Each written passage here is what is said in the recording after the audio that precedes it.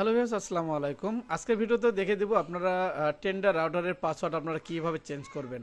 তো tender রাউটারের password change করার জন্য সর্বপ্রথম আপনাকে টেন্ডারে আসতে হবে। সেটা হচ্ছে ক্রোম ব্রাউজারের মাধ্যমে আপনাকে আসতে হবে। এখানে আসার পরে দেখতেছেন আপনারা এখানে ওয়্যারলেস নামে একটি অপশন দেখতে পাবেন। এখানে এই ওয়্যারলেস নামে অপশনে আসার পরে দেখতেছেন এখানে পাসওয়ার্ড, ওয়াইফাই পাসওয়ার্ড লেখা রয়েছে। এখানে এখানে যদি আপনি চাপ দেন তাহলে কিন্তু পাসওয়ার্ডটা আপনারা দেখতে পাবেন।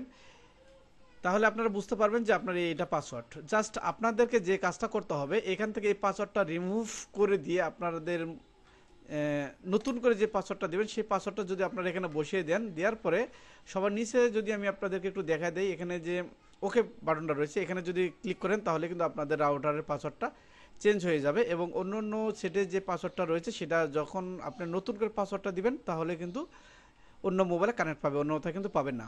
তাহলে আশা করি বুঝতে পেরেছেন।